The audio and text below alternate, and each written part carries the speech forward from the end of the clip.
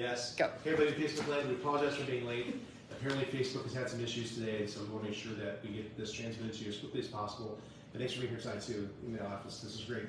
So of the 3 classes that we actually have in this office that we teach every quarter on a rotating basis, this is one of those. And this class probably would have to rank with one of the most important ones because we can provide a lot of care for people in their physical well-being and emotional well-being and so forth, but if you can actually catch the vision for what you're trying to accomplish, not just now, let's say 10, 20, 30 years from now, your care will go so much better. And if anybody ever asked you, like, was that actually a turning point, which is why we chose the name for our office in your life? Did it make a jacuzzi experience where you felt warm for a little while, or was it something where your life was never the same after being there? What you can come away from this class will actually help you be that person in the second category. Like literally, we've had people who we've cared for now since, well, probably since about the first month that we opened in our office, who are still working really hard at their health, just at a different capacity on a wellness basis. After 23 years, if you actually look at their lives, they're actually doing things that most of the people in their age group have given up. And the question, of course, why is that the case? Well, it's because they're doing things that most people don't do. They're keeping their nervous system healthy, they're actually doing things to change their diet and keep it as healthy as possible, with some vacation meals, for sure. They're moving in different ways. They're managing their stress different ways. And so they can actually look forward to doing a lot of really cool stuff in their retirement years because they've actually kept their health as opposed to losing it and then trying to scramble to get it back. It's a big difference about how we approach our health. So this class called Lifetime Care will hopefully take the lifetime view of your health and making sure that whatever you want to accomplish, that you're setting the plans both now and in the future to make sure that it actually does happen. It's very rewarding for us as an office to see that happen. So, whoops. Should I put it real quick? Stuff. Okay, there we go. This is good. So we have to do that by hand, but we'll see. So some people actually have an idea about their health, which they say things like, well, if it's not broke, I don't fix it. And when you hear that sort of thing being said, what they typically mean is, if I don't have symptoms, I don't look into it. So it'd be like the same thing as driving a car and saying, well, it's not making obvious knocking sounds now. Why would I go have it maintained, right? Some people will say, well, if you are getting a knocking sound, shall we say a symptom, don't be a crybaby, learn to live with it. And I've talked to people like this who just, for literally for years, I had the same headaches my parents always had.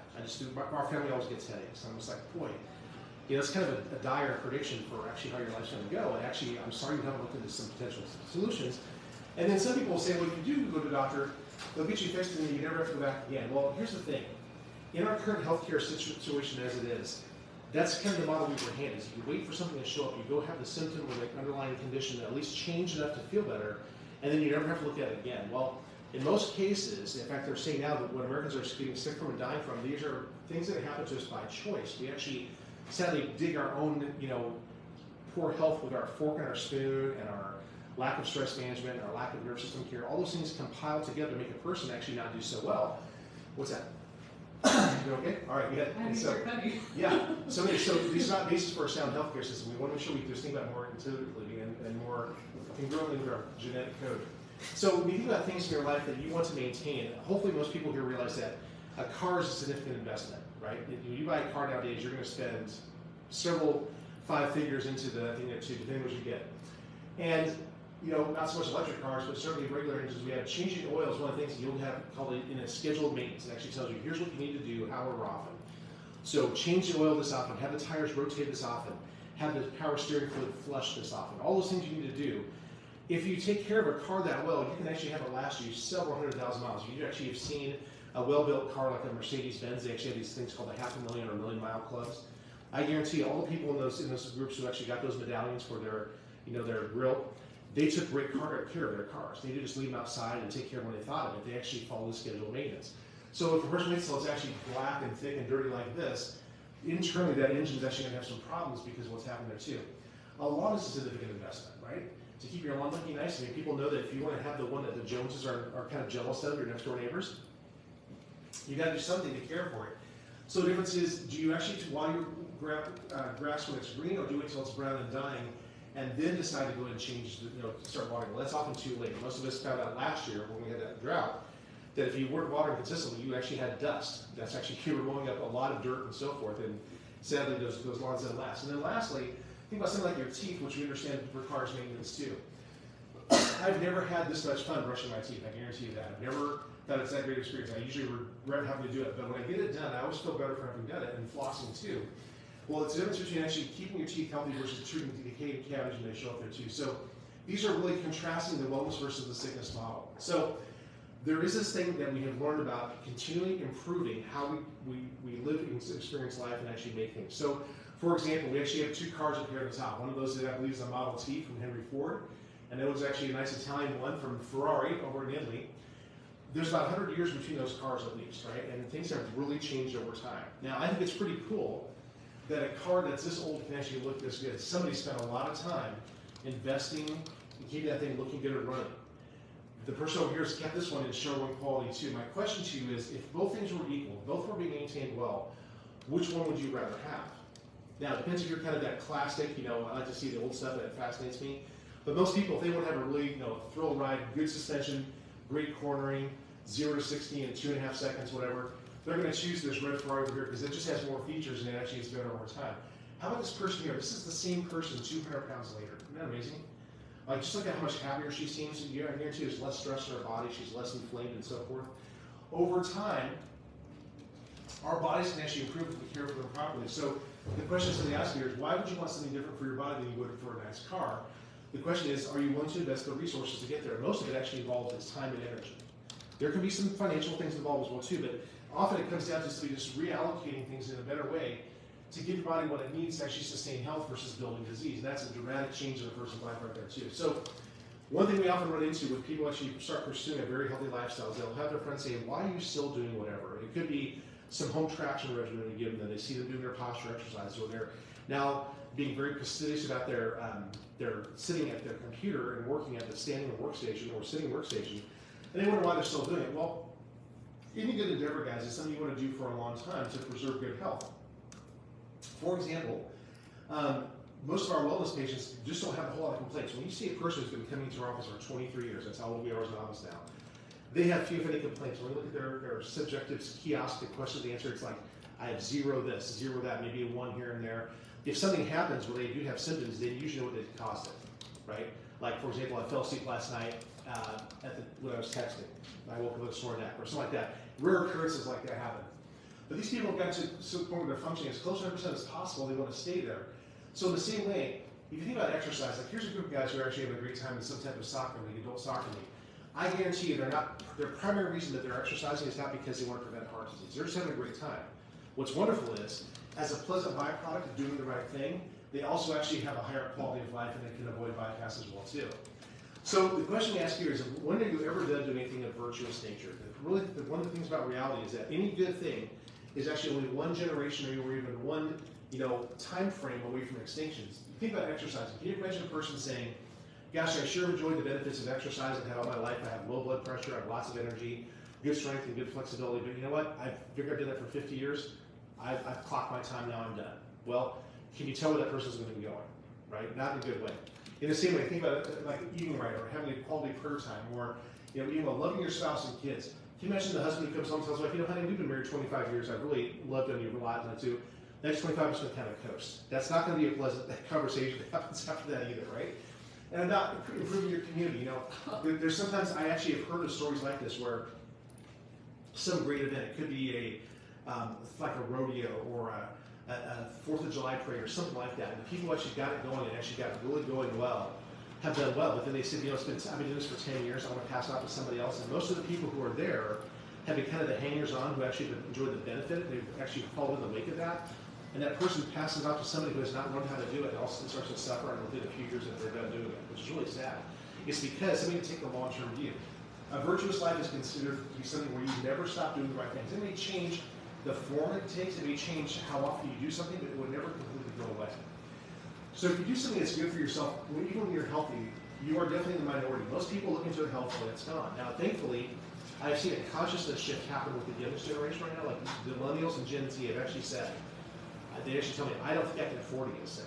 I honestly look at what insurance coverage is and deductibles going up and so forth. And so, think about that. Also, I find when people become parents, a lot of times they haven't taken care of their health. Now think about their kids. They want to be around for their kids when they get married and they have grandkids too. Suddenly, they can find all the time in the world now to start investing in their health when they maybe didn't do it for 20 years.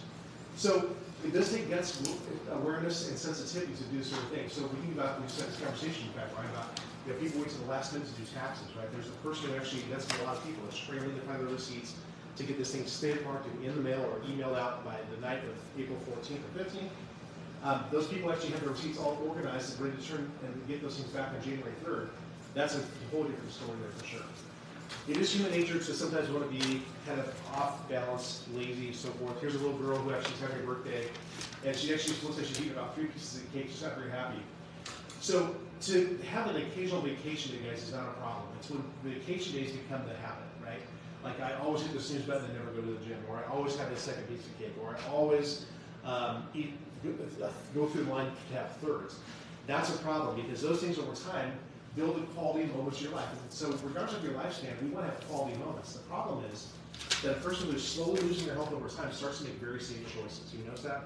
How they'll start to say, oh, I don't take the stairs anymore, or oh, I don't go on those kind of rides anymore, or oh, I don't travel that far because if I get too far away from my doctor. Those are very safe choices in life that usually show a person's health is declining. And it's because they actually have just lost the ability to focus and do the right things consistently over time that are good for them. The goal of dancing, as one of my friends says, is it is nice to get from one point to the room to the other side of the room, but ultimately, if you don't enjoy the trip with the person you're dancing with, then I would say that's not so helpful, right? So really, that's what we want to do. Is there's one of my friends actually in the profession has said that if you want to get somewhere fast, go alone, but if you want to go far, go together.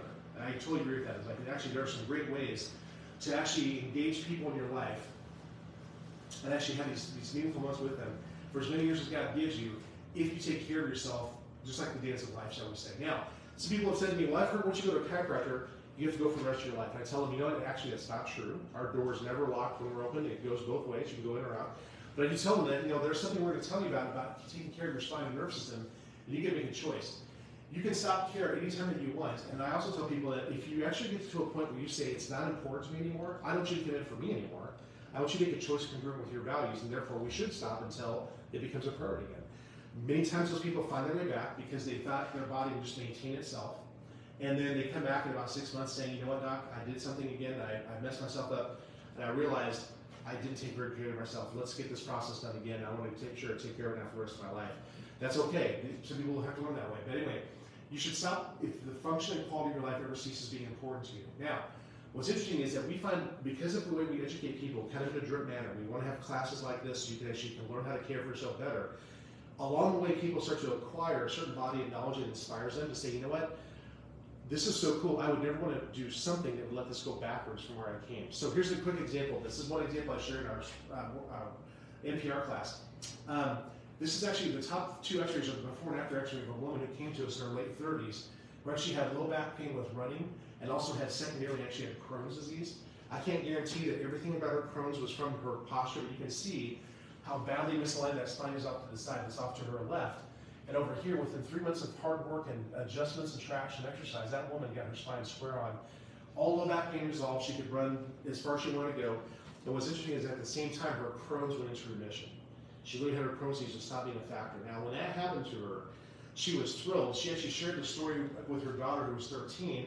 They brought her in. The daughter had the exact same spine her mom had. In fact, we find most subluxation patterns are a combination of actually the nature, in other words, the parents you had, their gene pool has a predisposition to have your spine going certain ways, but then actually how you care for it, which is the nurture part, plays a factor too.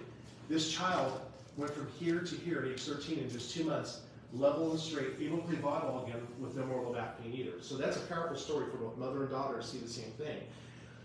This family, when they moved from our area about a year later, they actually asked us, one of the first questions they asked us was, can you help us find a chiropractic office where we're going to be going to that will actually help us keep our bodies healthy? And I said, absolutely.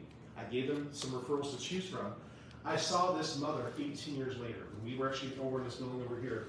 She stopped by for an adjustment, but she had hurt herself loading her car, and she says, I'm under regular care. Can you see me? I said, sure, come on in. And I actually asked her, I said, so how's that avenue doing?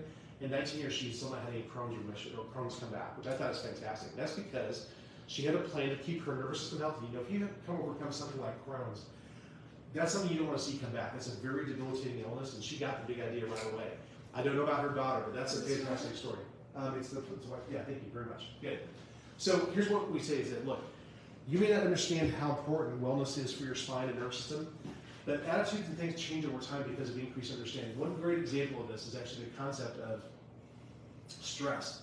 The word says, it says here that any truth goes through three new phases.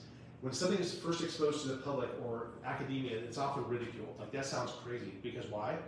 Because it's different than what we've always known, right? We've always known it's this way, and you're now saying something like this. So try being, Galileo. He actually says, I don't think that the Earth is the center of the universe. I think we revolve around the sun, but he got him jailed, right? Throw him in prison, right? Well, Hans Selye, sorry, let me back up here. It's actually, he's violently opposed. And then usually when a person passes away, then it's accepted as being self-evident. So Hans Selye was a guy who was a researcher. I believe he was a Czechoslovakian descent, but researched in the United States. He was the guy who proposed one of the first times very seriously that psychological stress can manifest as physical ailments. Now, at the time, it was thought mind and body are completely separate matters, right? Even though people thousands of years ago have said, even the Bible says that a person who has, a troubled spirit, it's like rottenness to the bones, like that two things are related in a way. Anyway, so he proposed this, and people said that's ridiculous. And so he actually did experiments with rats. He actually stressed these rats out in a major way. He actually would chase them around and do various things. And then he would sacrifice them and show them and say, look, their adrenal glands are swollen. They actually have gastrointestinal lesions like ulcers that we see in our patients who are all worried all the time. And they finally said, okay, we get it. And so the poor guy, I think he actually was denied tenure and actually maybe even fired from a job or two before he actually proved this thing.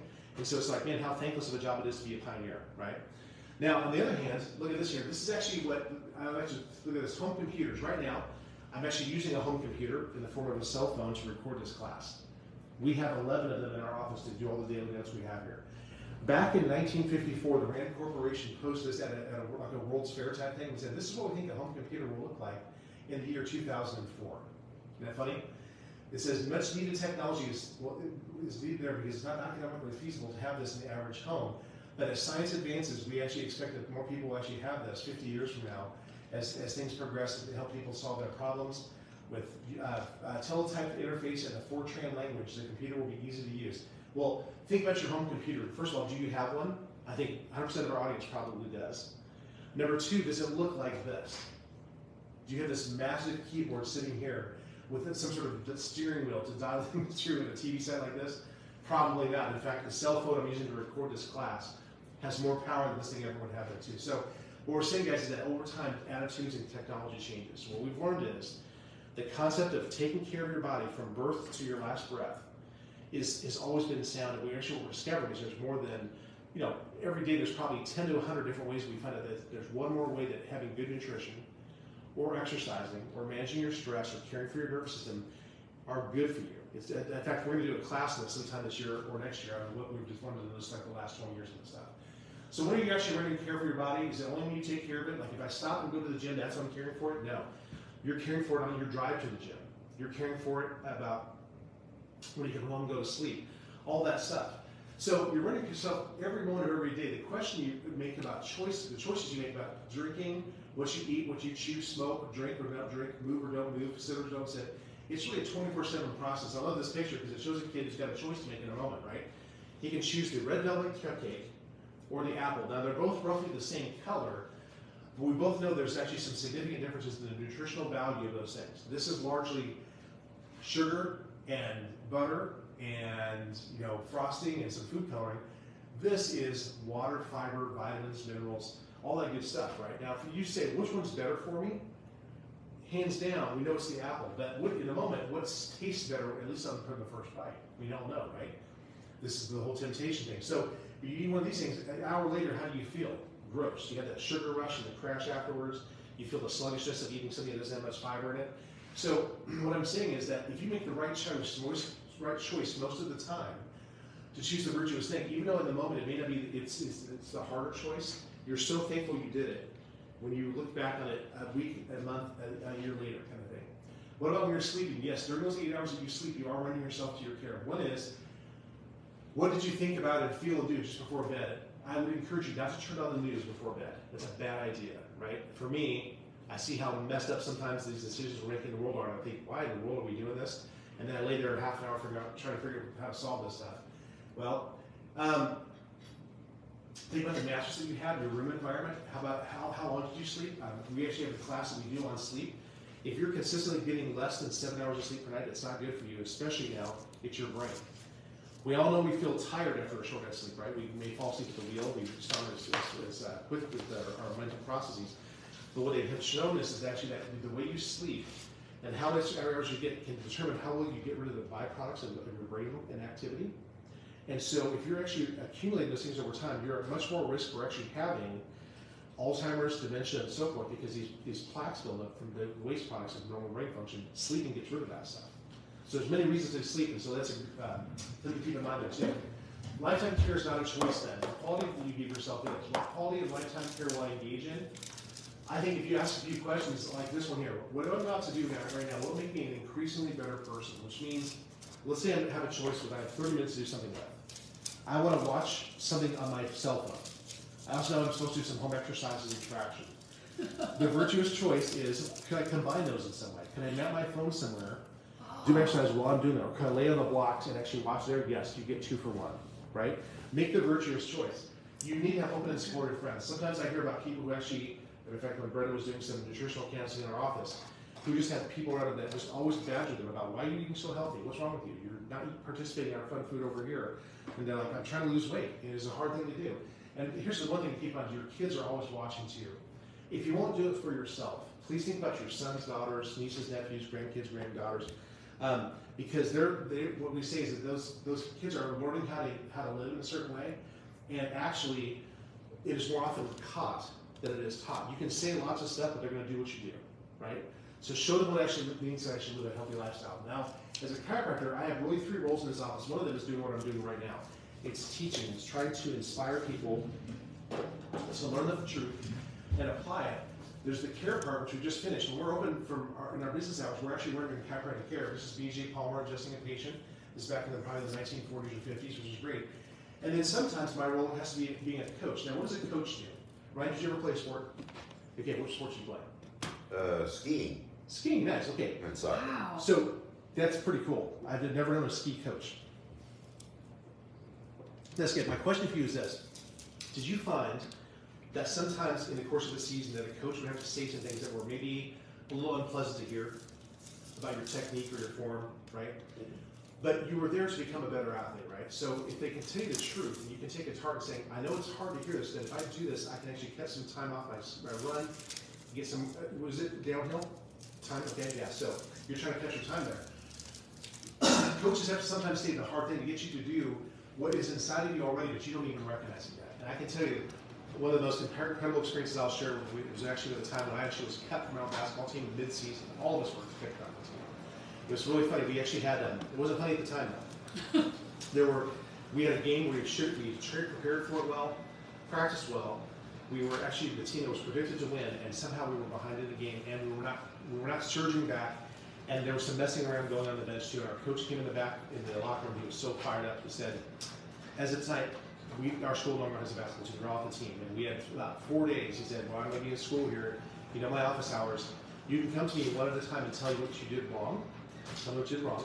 And then if you tell me what you're going to do to make a corrective action, I may let you back on the team." Well, sure enough, all of us came back with our hats in hand at one point and said, "Coach, I know what I did wrong. I know that this," and we actually had a fantastic game.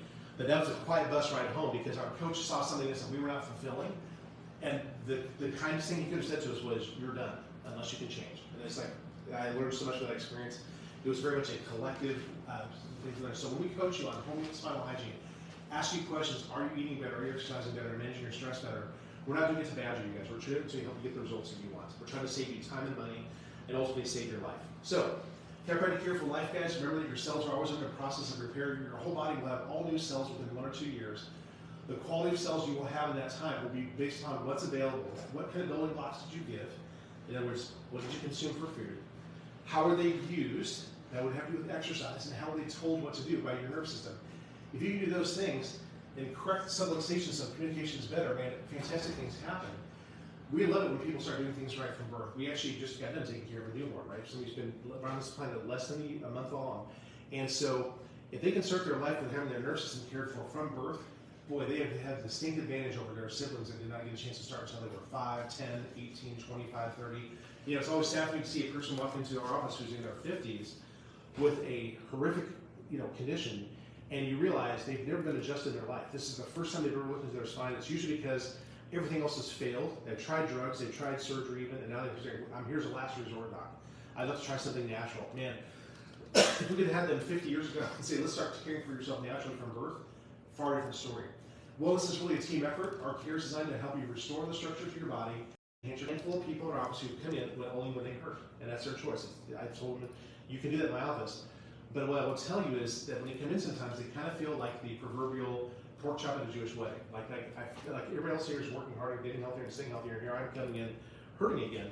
So we really want to make sure we help them feel as welcome as possible, but just know that in an environment like a healthy environment, you can actually be sometimes frustrated that you're not doing the same things as people around you, and that can change as well too, which is wonderful. Now fads come and go.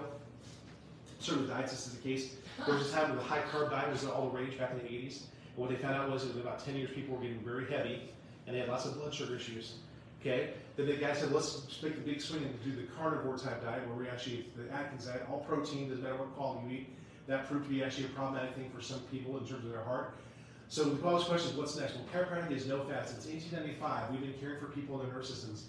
In 1990, the Department of Labor said, let's look at all visits people make to doctors of any kind.